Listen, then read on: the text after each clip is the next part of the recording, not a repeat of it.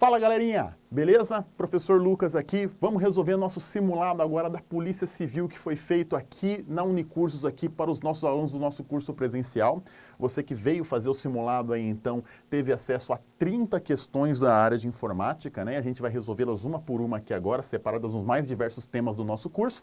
Você que não fez o simulado, mas quer usar aqui esse vídeo para poder treinar, você vai ter acesso a essas 30 questões aqui na nossa tela, no nosso slide.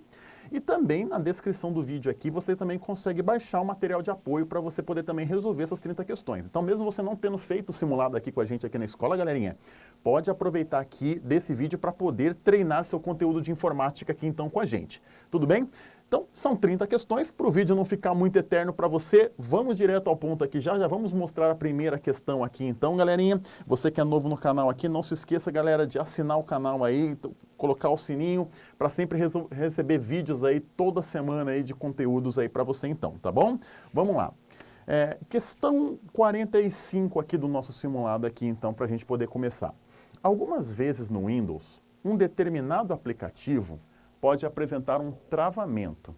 O aplicativo mais adequado para interromper um aplicativo nessas condições é informações do sistema, painel do controle, restauração do sistema gerenciador de tarefas e desfragmentador de disco. Pessoal, quando trava algum programa no computador, quando trava algum aplicativo, quando trava algo no seu computador que fica sem resposta, geralmente qual que é aquela combinação de teclas que a gente usa mesmo? A gente conhece muito a combinação, né? Opa, volta aqui para a questão anterior aqui, volta.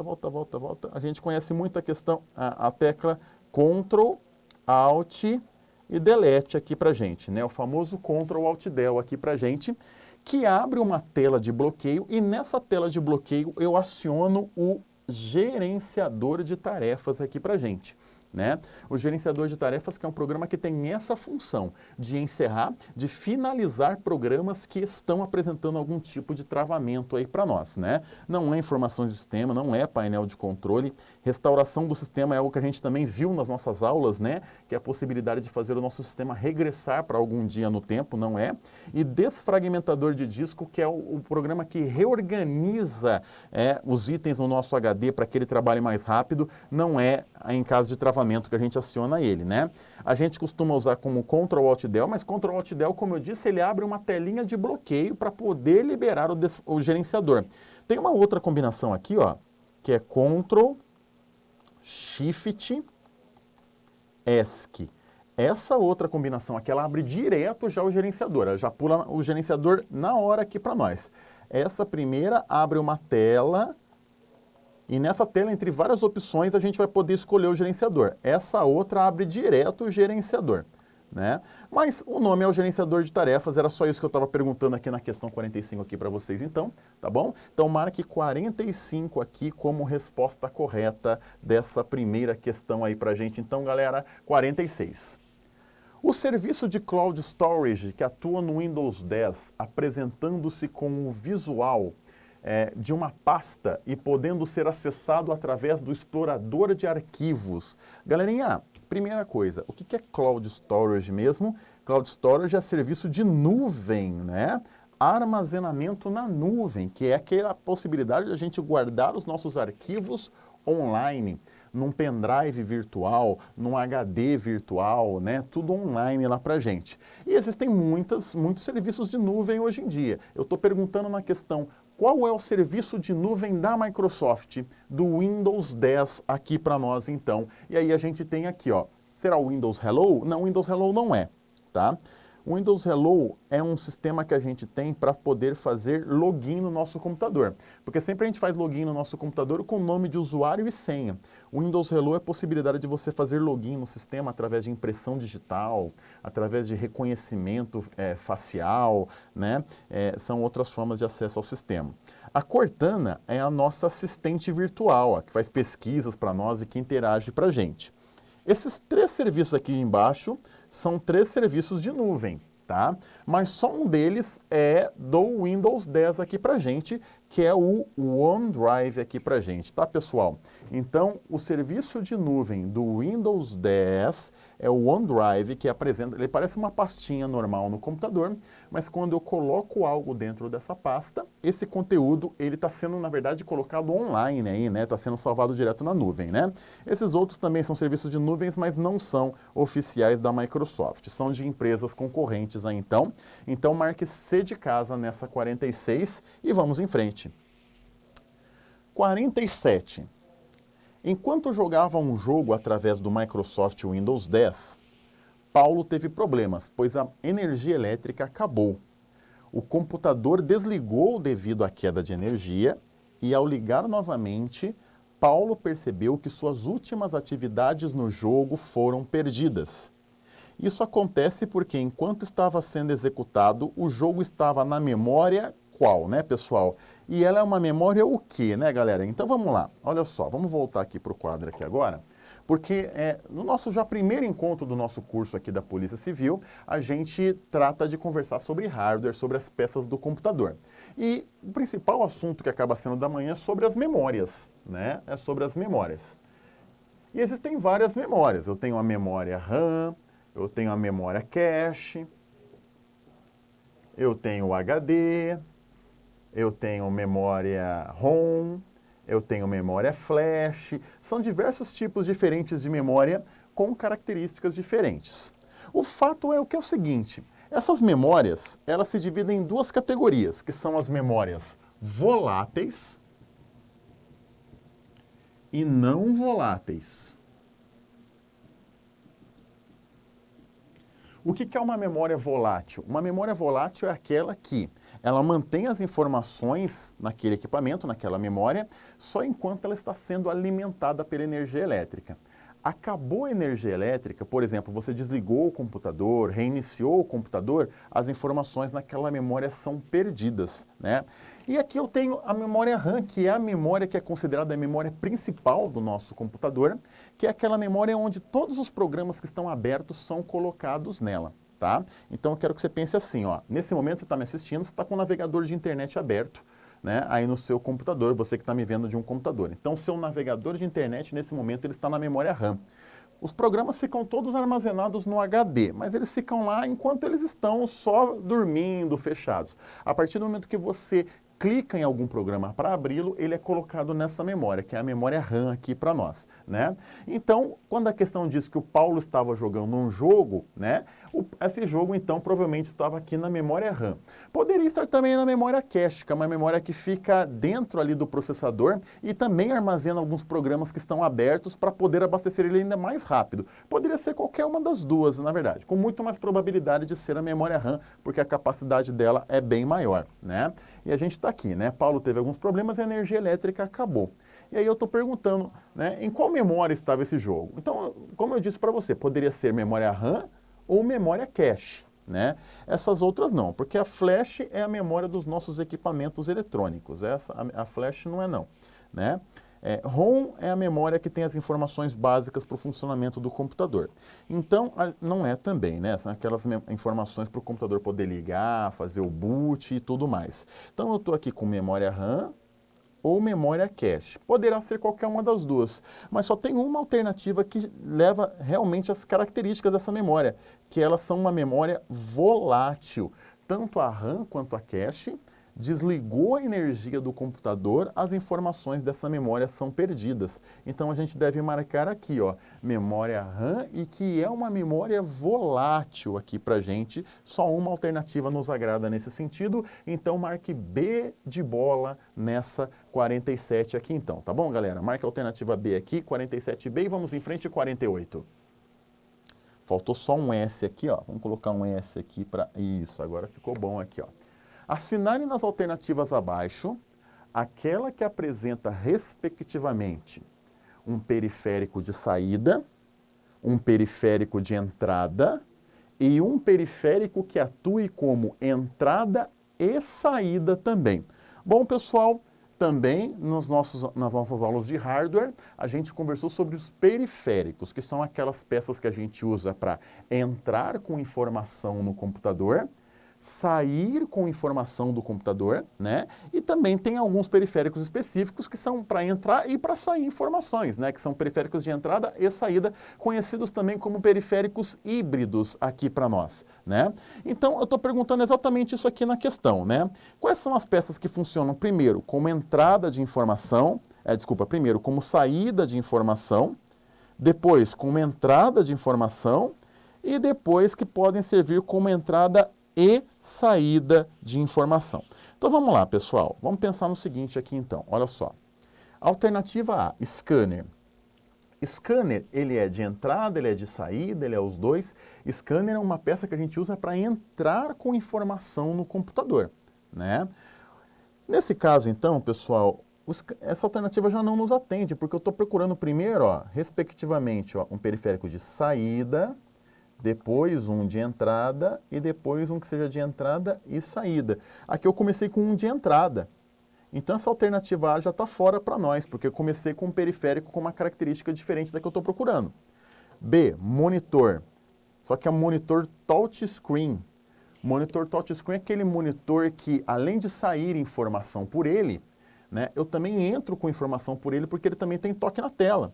Então, ele é de entrada e também é de saída. Então, monitor touchscreen não é certo, ele não é só de saída, ele também é de entrada, está fora aqui para gente. C de casa, impressora. Impressora, pessoal, quando é só uma impressora, é periférico de saída, tá? Webcam é periférico de entrada. E aqui também, ó, monitor touchscreen. Monitor touchscreen é uma peça que atua tanto na entrada quanto na saída. Ele sai porque é um monitor e também ele entra informação porque ele é touchscreen aqui para nós. Então, a 48 você vai marcar C de casa aqui para gente, então, tá? Alternativa C aqui para nós na 48 aqui para gente, então. Perfeito? Tranquilo, galerinha? Estão entendendo aí? Espero que sim. Qualquer dúvida, vocês sabem que vocês podem chamar a gente aqui para poder ajudá-los, né? 49. Só deixar um comentário aí que a gente tenta ajudar vocês com respostas aí depois. Ao fazer a comparação entre o Microsoft Windows e o sistema Linux, algumas diferenças são notadas. Dentre as alternativas abaixo, qual delas evidencia uma diferença correta? Turma, eu tenho 5 alternativas com 5 diferenças aqui, mas só uma está falando verdades. Vamos achá-la. Alternativa A. O sistema operacional Linux pode ser usado apenas para servidores de empresa, enquanto o Windows tem versões voltadas para pessoas físicas. Isso está errado, pessoal. Isso está errado porque o Linux, hoje, ele pode ser usado em qualquer tipo de computador. Não é só para empresas. Por causa disso, então, tá? Né? Eu coloquei aqui, ó, apenas usados para servidores de empresas. Não, ele pode ser usado também para computadores pessoais. Então, essa alternativa A está errada já por esse conceito errado. B. O Windows possui apenas uma versão com licença gratuita, enquanto o Linux possui várias. Também está errada, porque o Windows não possui versões com licenças gratuitas. O Windows ele tem que ser pago, né, pessoal? Então a B está fora também. C. O Windows oferece proteção através de suas ferramentas como o Windows Defender, enquanto o Linux pode ser 100% protegido de vírus e ameaças. Né? Por ser, aliás, 100% protegido de vírus e ameaças, não necessita de nenhum tipo de proteção extra. Galerinha, ó o 100% aqui, ó. Tá errado, né? O Linux ele é bem mais seguro do que o Windows, mas 100% aí também não. Desculpe, mas 100% aí também não, né? Então, começou bem, o Windows ele tem essa central de segurança aqui, mas a partir do momento que eu falo que o Linux é 100% protegido, ele é mais seguro do que o Windows, mas 100% não é bom falar não, a C está errada também. D de dado. O Windows é um sistema operacional multitarefa, enquanto o Linux é um sistema operacional monotarefa, tá? Olha só. Multitarefa, o Windows é a mesma, porque ele faz várias tarefas ao mesmo tempo. Mas aí a gente fala que o Linux é um sistema monotarefa, tá errado, porque o Linux também é multitarefa. O Linux também dá para fazer várias atividades ao mesmo tempo, pessoal. Então, essa D também está errada, tá? Sobrou a E de escola. O Windows é um sistema operacional que não permite alterações em seu código-fonte. Sim, ele tem um código-fonte fechado. Enquanto o Linux permite essas alterações. Sim, no Linux dá para a gente fazer alterações porque o Linux tem o código-fonte aberto, porém respeitando limitações. Esse final também é importante, né? Não é porque eu posso fazer alterações no Linux que vai estar liberado para alterar 100% dele, né? Eu consigo alterar só até uma determinada parte. Então a 49 marque E de escola aí nela, então, meus queridos alunos, como alternativa correta, então, e vamos para 50. A restauração de sistema no Windows 10 é um recurso eficiente no quesito segurança do sistema. Porém, algumas características têm que ser levadas em consideração. Dentre essas características, assinale a alternativa correta. Galerinha, restaurar o sistema é fazer o nosso Windows voltar no tempo, voltar para um determinado dia no tempo, para voltar para os programas que estavam instalados naquele dia.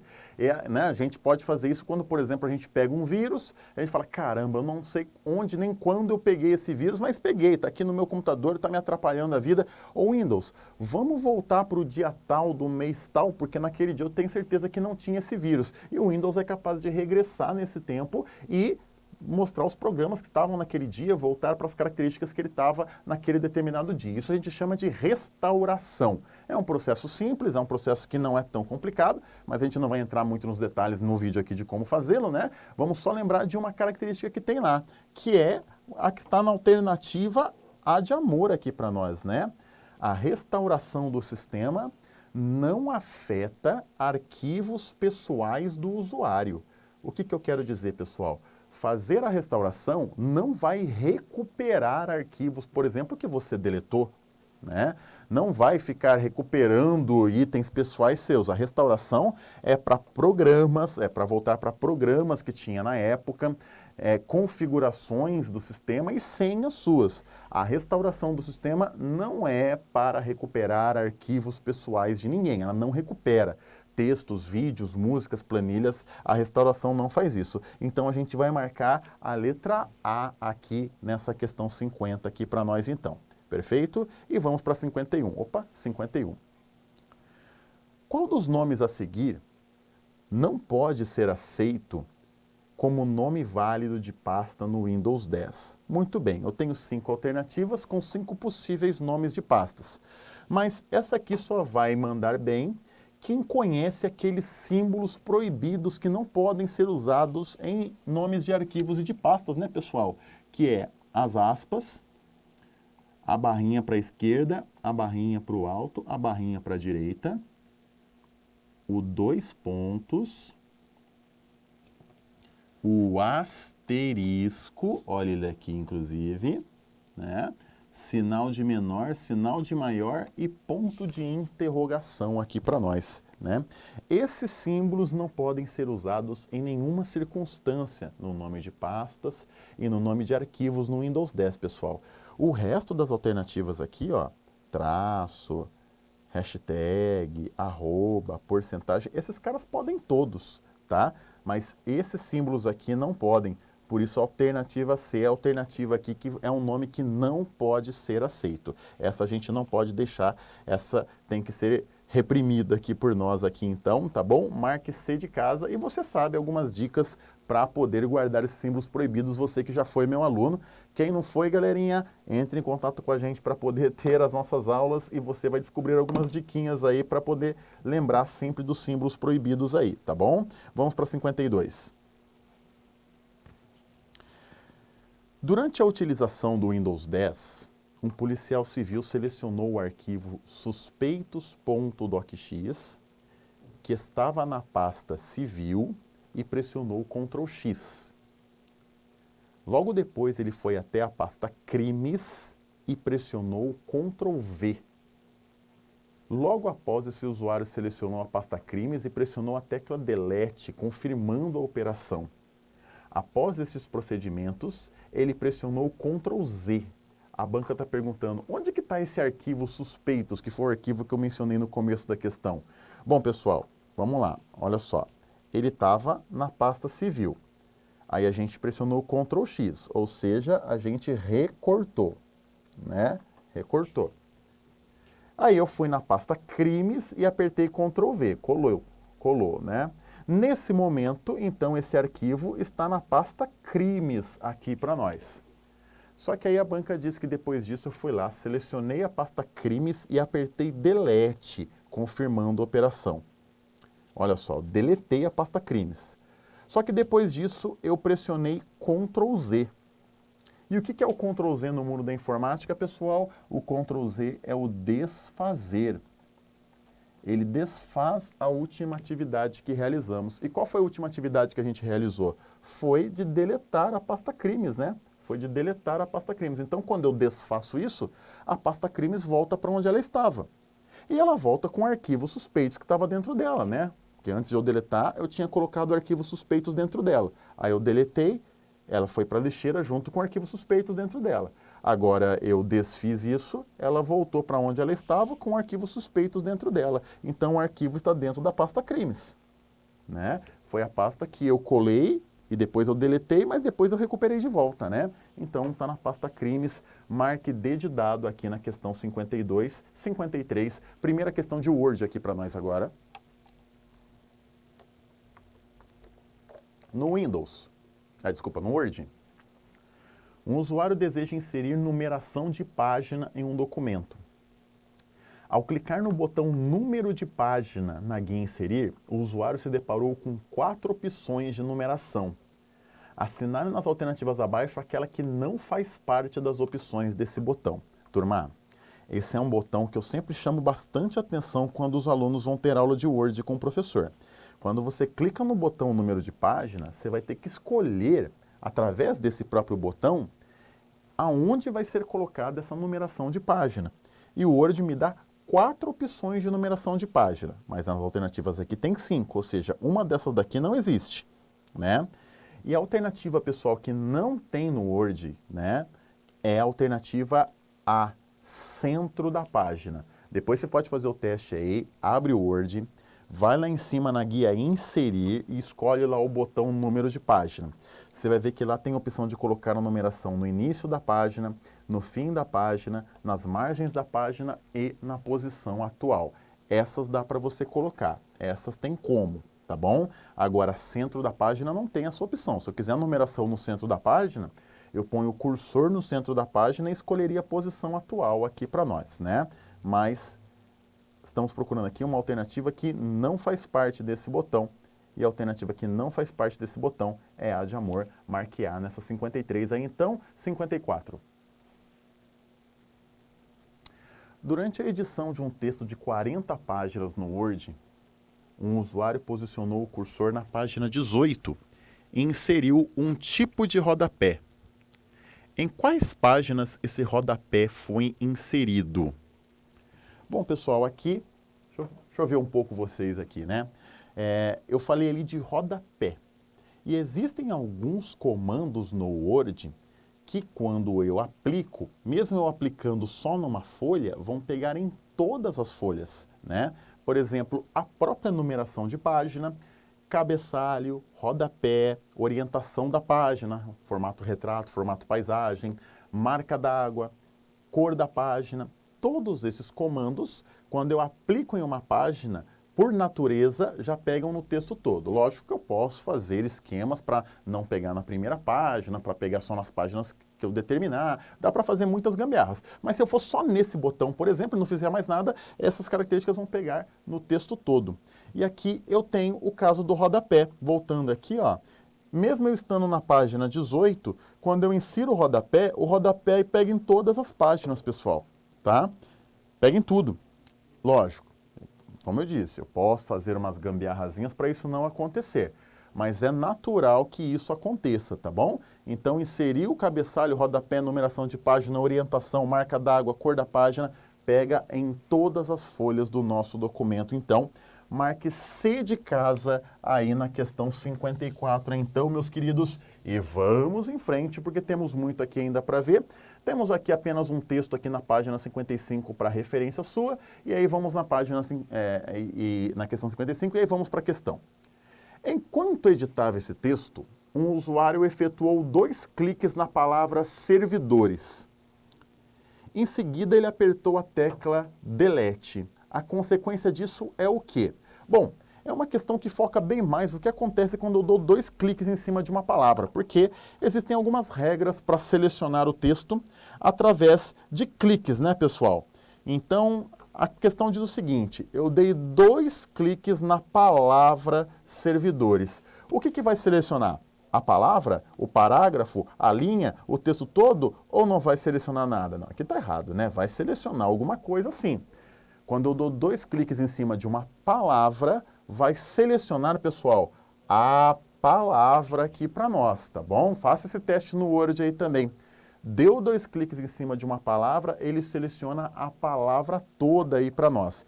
Se fossem 3 cliques, seria o parágrafo. Tá bom? Se fossem 3 cliques, seria o parágrafo. Mas 2 cliques é a palavra aí pra gente, então. Então, nessa questão 55, marque a alternativa A. Porque depois eu apertei Delete, então a palavra foi apagada, né? Selecionei a palavra, apertou Delete, apagamos ela então.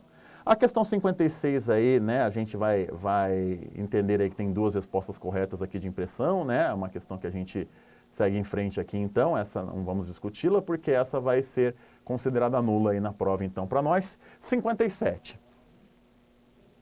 No Word, um usuário quer realizar a localização de uma frase dentro de um texto com mais de 100 páginas. Uma das formas de realizar esse processo é através do comando localizar. E eu pergunto aí, o comando localizar no Word, ele é alcançado através de qual tecla? E eu já vou te dizer aqui já. Lembrando que a questão é de Word, hein, pessoal? Não confunda com outros programas, porque dependendo do contexto, essa tecla pode ser diferente. Mas no Word, localizar é Ctrl L, né? Ctrl L localiza aqui no Word para nós, então. Ok? Marque A de amor nessa questão 57 aí pra gente, então. E começamos as questões de Excel. Temos aqui a questão 58. No Excel 2016, um usuário selecionou os seguintes dados em uma planilha. E aí eu tenho uma planilha que a gente colocou aqui várias células com números e células também com letras, né? E aí aí eu pergunto para você, após digitar a seguinte fórmula na célula C5, soma de A1 até B4 e também C2, né? A1 até B4, ponto, vírgula, C2. Soma de A1 até B4, ponto, vírgula, C2. Eu pergunto para vocês aqui nesse momento, né? Qual o resultado? E talvez muitos devam estar olhando e falando, caramba, professor, mas tem muitas células com texto aqui, né? Não vai dar erro não, professor? Então, a pegada é a seguinte, galera. Como eu estou usando a função soma, né? A palavrinha soma, que é a fórmula soma, não estou simplesmente usando o sinal de mais para fazer adições e tudo mais, eu estou usando a fórmula. Quando eu uso a fórmula, a função ela tem a capacidade de descartar as células que têm textos. Então o Excel ele vai desconsiderar, descartar as células com textos e somar as que têm número. E se você pegar as células que têm número aqui, você vai chegar no número 175. Né? É só desconsiderar as que têm texto, viu, pessoal? Não vai dar erro, não. Pode ir na coragem aqui, que ele vai descartar as que têm texto aqui pra gente. Então, marque 58, B de bola aqui pra nós, então, nessa questionzinha aqui pra gente. Beleza, galera? Então, vamos em frente. Continuando, questão 59 aqui agora, pessoal. No Excel 2016, um usuário digitou os seguintes valores em uma planilha. Tá aqui, ó, tô com valores aqui, deixando claro que essas células que estão aqui essas 2 primeiras células aqui estão em branco, né, galerinha? Então, células em branco aqui para nós, a célula A1 e a célula B1.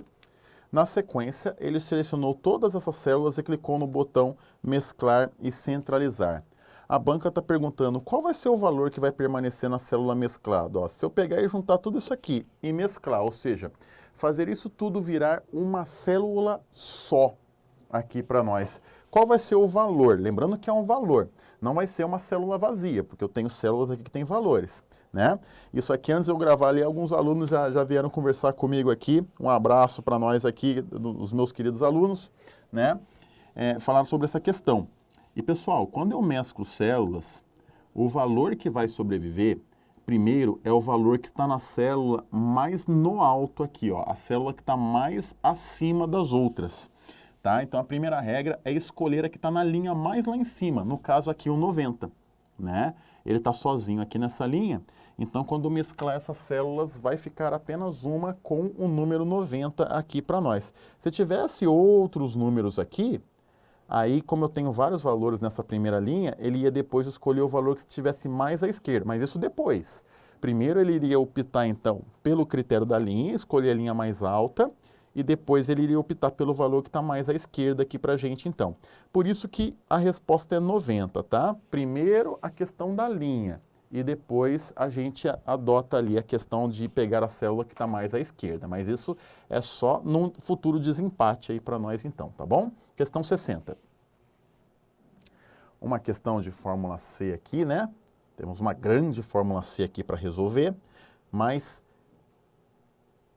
alunos que estão bem treinados sabem que para a gente poder resolver uma fórmula C, primeiro a gente tem que separar os elementos, né? Ó, isso aqui tudo é o teste, né? Vamos melhorar aqui para não apagar os números lá, né? A fórmula C é sempre composta de um teste, a resposta verdadeira e a resposta falsa, né? Teste, resposta verdadeira e a resposta falsa. E o teste é uma comparação entre duas fórmulas, né? O resultado dessa fórmula aqui é maior que o resultado dessa fórmula aqui? Vamos ver essa primeira fórmula, então. É a fórmula maior é para a gente achar uma posição específica. Então, nós estamos procurando o quarto maior número de A1 até C4. Quarto maior número de A1 até C4. Vamos achar aqui, ó, o maior é 300, o segundo maior é 260, o terceiro maior é 230 e o quarto maior é 190. Então, o resultado dessa fórmula aqui é 190 aqui pra gente, tá? O quarto maior número. E aí a gente tem que comparar aqui depois com essa média aqui, ó. A média entre A1 e A4, ó. A1 e A4 aqui para nós, é ponto vírgula só, tá? Então agora, pessoal, é a média entre apenas essa célula aqui e essa. É a média só entre 300 e 260. Eu vou somar e depois eu vou dividir por 2. Essa média aqui, pessoal, tem que dar 280, tá? É 280 o resultado dessa média aqui. Então, eu estou perguntando, isso aqui é verdadeiro ou falso, pessoal? Isso aqui é falso, né? 190 não é maior que 280, isso aqui é falso para nós. Se é falso, a gente nem olha a resposta verdadeira e vai direto resolver aqui agora o campinho da resposta falsa, né? Nesse campinho da resposta falsa, eu tenho uma outra fórmula, é uma fórmula de contagem, né? É a conte.c. A conte.c é uma fórmula que a gente usa para contar as células que obedecerem um determinado critério. O que eu estou escrevendo aqui, ó? Excel. De A1 até B4, ó, quantas são as células maiores que 150? Vamos contar, pessoal? Ó, 1, 2, 3, 4, 5. Eu tenho 5 células maiores que 150. Vejam que é de A1 até B4 apenas, né, pessoal? É só nas colunas A e B aqui para nós, as células maiores que 150. Então, fiz o teste deu falso, vim aqui na resposta falsa e aqui deu 5 o resultado dessa fórmula. Por isso, marque também 5 a resposta da sua questão. Marque B de bola aqui para nós e vamos para 61. Observe a figura acima, retirada de uma planilha do Excel. Nessa planilha foi inserida na célula C12 essa seguinte fórmula. Soma C. Lembrem que o soma C é uma fórmula para a gente somar células que obedecerem uma regra, que obedecerem um critério. Então, a primeira coisa que eu faço na soma C é dizer qual é essa regra. Então, estou falando assim para o Excel. Ó, Excel, vem de A3 até A10, ó, vem aqui nessa coluna aqui. Ó, vem de A3 até A10. e vamos separar uma regra, um critério, né? O critério é o que está escrito na célula A4. Na célula A4 está a palavra lápis. Então, estou dizendo praticamente assim para o Excel. Ó. Excel, vem de A3 até A10 e separe as células que são iguais a A4. Separe as células que têm a palavra lápis aqui para nós. Separe, destaque elas, ó, destaque. E aí depois você vem de C3 até C10. Mas a gente não vai somar tudo de C3 até C10, né, pessoal? A gente só vai somar agora as células que estão na reta, ó, na direção, ó, da palavra lápis, que é o critério que a gente estabeleceu. Vem nessa coluna Excel, separa as células que são iguais a A4, ou seja, que tem a palavra lápis, e depois você vem aqui para somar. Mas só vai somar, ó, o 200, o 120 e o 100, que são as células que estão na reta da palavra lápis aqui para a gente. Por isso que o resultado da questão aqui é 420, tá, pessoal? Somar as células que estão na direção daquela regra, daquele critério que eu identifiquei. Vamos para 62. Uma academia tem suas unidades encontradas em 2 capitais, questão de redes agora, né? De diferentes estados. Entendendo que os computadores dessas unidades estão interligados em rede, essa rede apresenta qual nome com relação ao seu tamanho? Lembrando que nós temos, pessoal, 4 tipos clássicos aqui de rede, né? SAN não é um tipo de acordo com o tamanho aqui para nós. São apenas PAN, LAN, MAN e WAN, né? E qual dessas é aquele tipo de rede que é quando eu tenho, então, computadores que estão ligados a uma distância grande, de cidades distantes, estados, países, né? Quem tem aí o materialzinho pode consultar, sabe que a gente está falando de uma WAN, né? Porque a LAN é um local fechado, é um prédio, uma casa, né? A PAN é quando é entre um computador e um outro equipamento portátil, também é algo pequeno. E a MAN é uma rede que envolve bairros, quarteirões, né? Não é nada muito grande ainda não. Agora, uma WAN é uma rede onde eu tenho computadores interligados a distâncias longas. Por isso, a resposta da 62, meus queridos, é D de dado. WAN aqui para nós, 63. Uma rede com 5 computadores está montada com a topologia estrela. Em um determinado instante, o cabo que conectava o computador número 1 com o switch se rompeu. Assinale a alternativa que descreve a consequência desse fato aqui para nós, né, pessoal? Bom, rapidinho aqui, ó, tô aqui ainda, hein? Não é uma gravação não, tô aqui vendo vocês aqui, né? Estamos aqui com a topologia estrela aqui para nós, que é quando os computadores ficam todos interligados a um equipamento central chamado de switch aqui para nós, né? Aí a banca disse que, vamos dizer que isso aqui é o computador número 1. O cabo dele se rompeu. A banca está perguntando qual que é a consequência disso? A rede para de funcionar? Os computadores param de funcionar? Tem que reiniciar essa galera toda? Não. A rede estrela, exatamente, ela veio para evitar esses tipos de problemas. Nela, quando um computador sai da rede, só esse computador saiu. O restante da rede continua funcionando normalmente. Tá? Ou seja, meus queridos, não acontece nada além do computador número 1 ter saído mesmo, tá? O restante fica, o restante permanece. Por isso que a alternativa correta é a de amor aqui na 63. Apenas o computador número 1 que se desconectou da rede manterá todos os outros computadores interligados normalmente aí para nós, então, ok? 63 a de amor, 64. Qual protocolo servidor da internet é responsável pela tradução dos nomes de domínios para endereço IP? Durante a nossa aula de redes a gente conversou, né, pessoal? Qual é o tipo de serviço que existe na internet para que você não tenha que ficar decorando o endereço IP de sites, de servidores? Se não fosse esse cara, a gente ia ter que ficar decorando IP para todo mundo, né? É o DNS. O DNS é aquele servidor, é aquele computador que converte aquele endereço que nós temos, que é o www, no verdadeiro endereço daquela máquina, no endereço IP dela, né? DNS é o serviço da internet que faz isso para nós e que, graças a ele, você não tem que ficar decorando endereço IP de site, o que seria um martírio para todos nós, né? Então, marque A de amor aqui na 64, marque DNS aqui para a gente e vamos para 65. Durante uma pesquisa no Google, um usuário desejava saber quais foram os campeões da Copa do Mundo entre 50 e 90, 1950 e 1990. Logo, decidiu solicitar que o Google fizesse uma pesquisa considerando esse período de intervalo.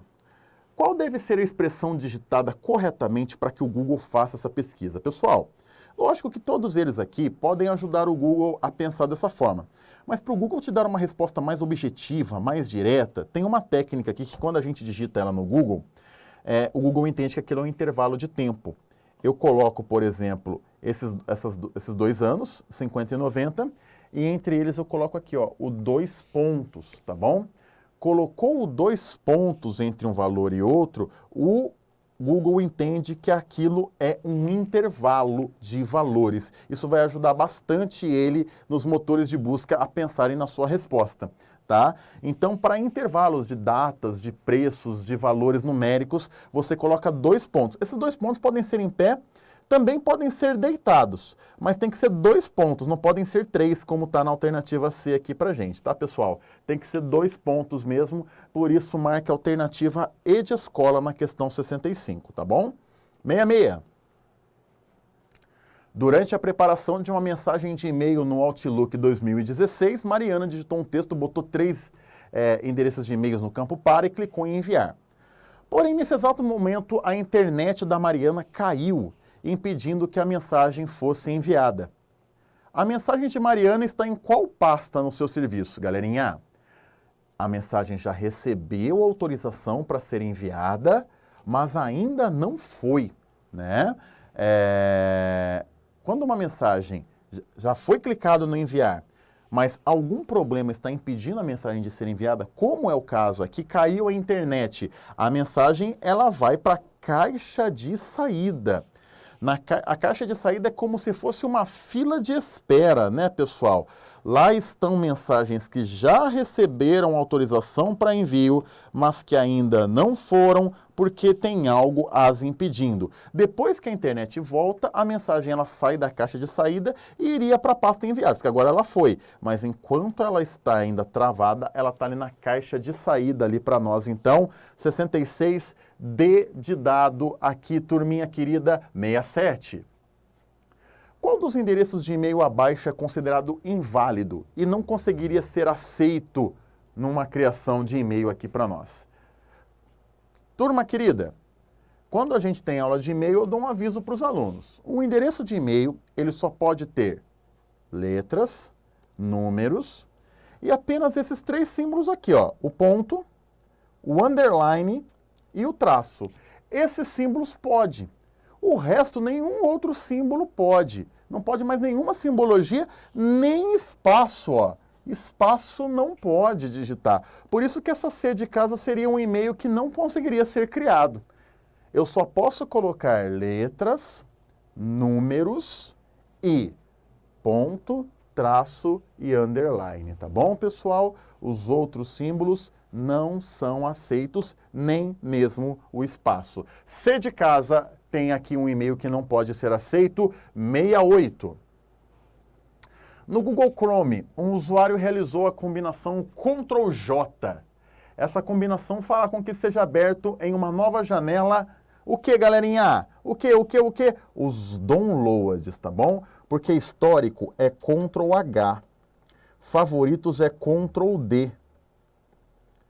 Na janela anônima é Ctrl+Shift+N, né?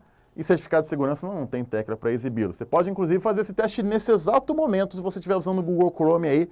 Faz essa brincadeira, faz essa combinação aí e você vai perceber que Ctrl+J, então, é para exibir a relação dos downloads que executamos recentemente aí também. Tá bom, pessoal? 68B de bola e agora 69. Após baixar alguns arquivos desconhecidos na internet, Mário começou a perceber comportamentos estranhos em seu computador, que passou a ter um desempenho bem abaixo do esperado, apresentando lentidão durante seu uso de forma inexplicável. Tal efeito pode ter acontecido como consequência de que seu computador esteja infectado por A. Trojans, B. Spyware, C. Vírus, D. Worms e E. Phishings. Turma, ó, durante a nossa aula de segurança da informação, eu sempre dou um toque muito importante aqui, né? falou do termo lentidão, falou do termo travamento, essas são características fundamentais de infecção de worms, né?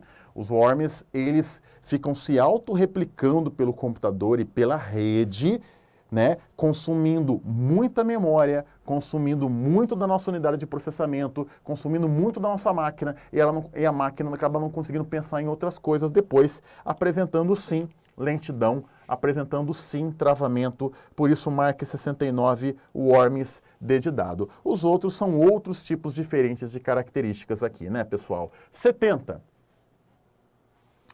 Qual o nome da central de defesa do Windows 10 que apresenta como elementos centrais um antivírus e um firewall nativos do sistema para segurança, para a proteção de seus usuários? Turma, o Windows ele vem com uma centralzinha de segurança, ele vem com antivírus, ele vem com firewall, que é aquele carinha que filtra as informações que entram e que saem do nosso computador na conexão dele com a internet, na conexão dele com outros computadores, tá? E aqui nós temos alguns nomes, né? Aqui só existem dois nomes no Windows, tá? O Windows Hello, que a gente já falou na segunda questão. O Windows Hello é uma central simplesmente para a gente poder acessar o sistema, né? Mas a questão da prova aqui é o Windows Defender, né, pessoal? O Windows Defender aqui para nós, então, é a central de segurança do Windows 10, que já vem com antivírus e já vem com firewall aqui para nós. Então, tá bom? Marque o Windows Defender aqui na alternativa correta, 71. Um usuário recebeu um e-mail com endereço suspeito, mas mesmo assim abriu a mensagem. Ao abrir, percebeu que havia um arquivo em anexo, onde desconfiou que esse arquivo pudesse ser um vírus. Mesmo assim, baixou o arquivo para o computador, salvou na área de trabalho e depois disso o executou. Supondo que esse arquivo fosse um vírus, em qual momento exato houve a infecção no computador? Essa pergunta é boa, galera. Essa pergunta questiona aqui pra gente qual é o momento que o vírus te infecta no computador. É quando eu abro o e-mail? É quando eu baixo ele? Ou em qualquer momento ele vai te infectar? E aqui a gente tem uma característica fundamental, pessoal. Todo vírus, ele só te infecta no momento que você abre ele. Não é no momento que você baixa ele. E não é quando você abre o e-mail onde está o vírus. É quando você abre o arquivo, o programa, o vírus. Quando você dá 2 cliques, quando você o executa, tá bom? Então é dedidado. Só nesse momento que houve a infecção. Em nenhum outro momento o vírus ainda estava atuando, tá bom? Agora ele começa a atuar. Quando eu bato na dedidado aqui, então, 71 é D. 72. Um policial civil, obtendo autorização para acessar determinados arquivos de uma investigação, em um ato deliberado, retirou documentos do processo, destruindo esses documentos. Qual o princípio da segurança da informação foi quebrado por esse ato? Galerinha, aqui é importante frisar que é o seguinte, ó, ver o processo ele podia, ó, ele tem autorização para acessar determinados arquivos, mas depois ele foi lá e retirou e destruiu, aí já é diferente, né, aí não pode, né? Então, como ele poderia ver, ele não quebrou a confidencialidade, porque a autorização ele tinha para ver.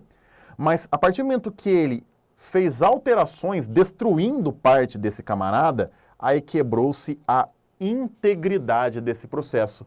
Essa investigação ela já não está mais íntegra, ela sofreu alterações, ela tem problemas aqui, tá bom? Então quebramos a integridade porque a integridade ela preserva que determinado documento só possa ser alterado, determinada informação só possa ser alterada com autorização aqui, e aqui ele não foi autorizado, ele foi autorizado só a acessar, não a alterar, tá bom? 7.3. No Word, quais são os recursos aqui que são presentes na guia página inicial? Turma, página inicial, que é a guia principal do Word pra gente aqui, né? No grupo parágrafo, melhor dizendo, da guia página inicial, ser de casa. Botões justificar, centralizar, alinhar à esquerda, até porque esses outros aqui, ó, aqui o classificar ainda tá também no grupo parágrafo, mas inserir tabela e desenhar tabela estão na guia inserir. Recortar, copiar, colar estão na guia página inicial, mas é no grupo área de transferência. Alinhar, agrupar e gerar estão no grupo layout.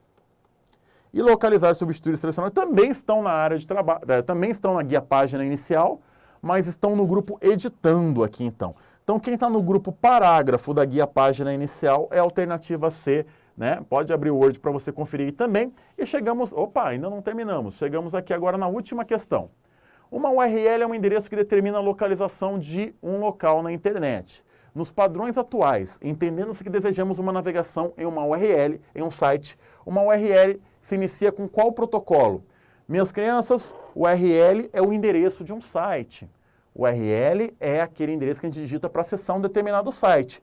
E uma URL tem que começar com qual protocolo quando eu quero simplesmente navegar nesse site? HTTP, né? Poderia estar aqui também HTTPS, HTTP ou HTTPS, são os que iniciam uma URL para a gente poder fazer a navegação em um determinado site. Então tá aí, pessoal, quase uma hora aí de resolução, quase uma hora de vídeo aí, mas resolvemos todas as questões aí de informática. Espero ter sido claro, né? A gente tenta acelerar aí para não ficar grande demais o vídeo aqui, mas espero ter sido claro já com a ideia de que você já tinha uma noção aí do conteúdo ao responder as questões. Você que não conhecia algumas matérias, está fazendo aqui para testar, não se esqueça de entrar em contato aqui com a nossa escola, né? Para você também ser um aluno nosso e se sentir mais preparado aí para o seu concurso. Um abraço, queridos alunos da Polícia Civil, aos que eu ainda não conheço, mas vou conhecer no futuro, porque com certeza estarão aqui conosco se preparando também. Um grande abraço. Galerinha, vejo vocês em breve aí nos próximos vídeos. Tchau, tchau!